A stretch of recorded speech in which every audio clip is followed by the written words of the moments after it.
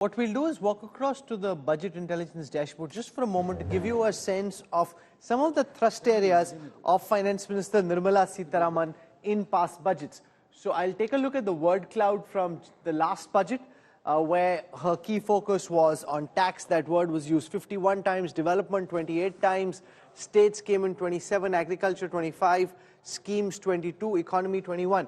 If I go to the previous budget just before this one, there again tax 46, that time digital and online was the second most important thrust, coming in at 28 times, infrastructure 27, finance at 24, manufacturing at 20, growth at 19.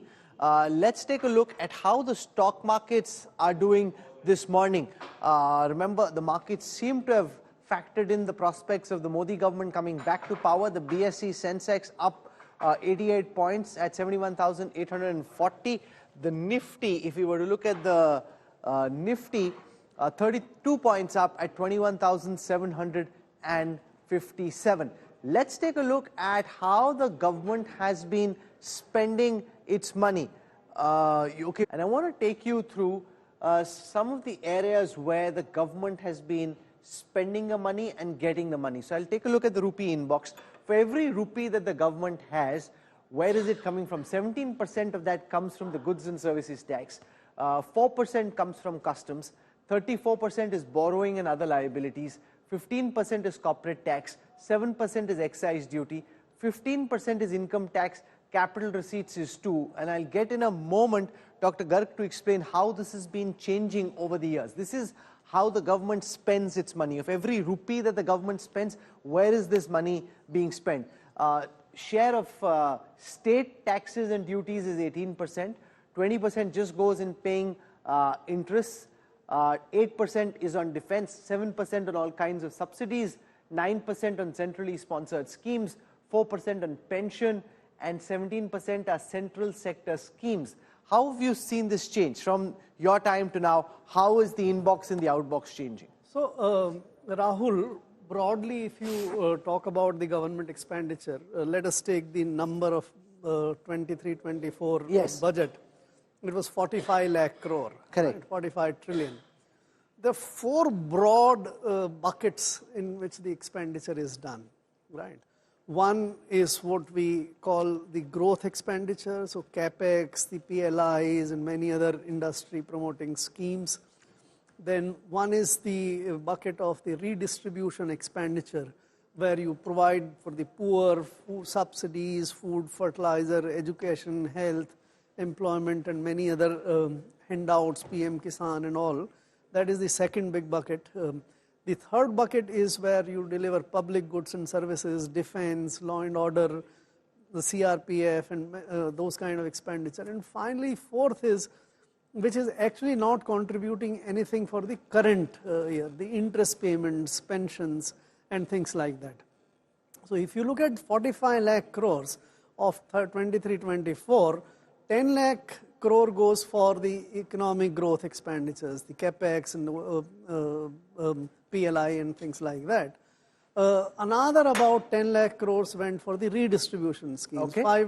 5 lakh crores of subsidies, then education, health, and many other. As much as 8 lakh crores went for the public goods, defense and the CRPF, etc.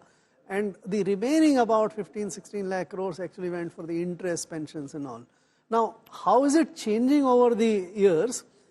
In 2019-20, if you take that first year as the base for the current government, because within the current government, in the last 5 years, there's been substantial change. The economic growth expenditure has substantially increased from about, let us say, of 3 lakh crores or so in 2019-20 to about 10 lakh crores. Redistribution expenditures has also expanded. The public goods expenditure has not increased that much. The defense, CRPF, etc. has not gone up that much far. And the interest and other expenditures have also expanded. So there is a... But you would agree that the one major change that has been is to bring all those off-budget items on the budget. So the off-budget thing... And clean up the expenditure. Very correct. You know, in 2020, major, in 2021, the government took a conscious decision to bring all the off-budget. By the way, off-budget which were brought in were also created by the Modi government from 2015-16 I want to go onwards. across to Kamal Bali. He's the President Managing Director of Volvo in India. Mr. Bali, welcome. From the perspective of the automobile sector, what are the key highlights that you'd be looking out for most, given the fact that this is ultimately just an interim budget?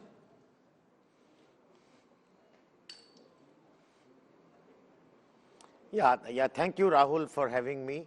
Rahul, I think what we would want the government to do is basically continue with all the good work the government has been doing over the last several budgets in terms of, so we would recommend that the government continues expending money on capex to build to continue to build the infrastructure, which and that creates long-term growth. That's one. The second is and this also will help the logistics cost reduction, which is so much important for us, and also tackle the supply side constraints over a longer term. So I think that's one area where capex needs to continue to be spent on money. The second is, of course, very importantly, the industrial growth, the manufacturing growth. And there are a number of factors, and this is going to be a long-term thing because a lot of efforts have to be made when it comes to manufacturing and other industrial activities. So because it is one area which is relatively fragile, you see a lot of swing in the growth rates. In a particular month it grows very well, in another month it goes down. So I think we need support there. So therefore things like helping the MSMEs, additional schemes like the PLI or the ELI, which could be employee incentive schemes. I mean, some of those things need to be done. And very importantly here, a lot of spend will have to be on the R&D. And this is one missing area. We spend as a nation, overall we spend just about 0.6 or 0.7% of our GDP on R&D. So therefore, this is one area where we would want some sort of a guidance by the government in terms of their direction towards. There is some talk about the government coming out with announcements which will help the faster adoption of electric mobility. What would you ideally like to see?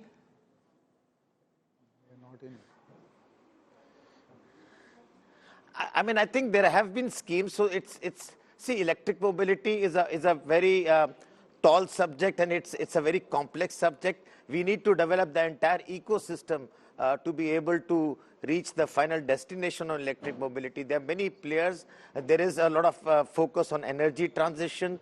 So I think that's going to be one. Of course, the FAME 3 scheme, which is expected to be announced at some point in time, definitely helps to I would say, kickstart the process little faster because the initial cost of electromobility, the capital cost is always higher, and over time it moderates down. So that is where you need a glide path through some support. So it will be absolutely a welcome sign if we have another FAME type of scheme which covers also the public transport, because that's one area which is very important, because while we sort out the challenges with regards to emission, we also need to sort out some challenges with regards to congestion in our cities. So therefore, today there's a congestion with too many diesel vehicles. You don't want the same congestion to happen on account of electric vehicles. So you need to have a public transport system which supports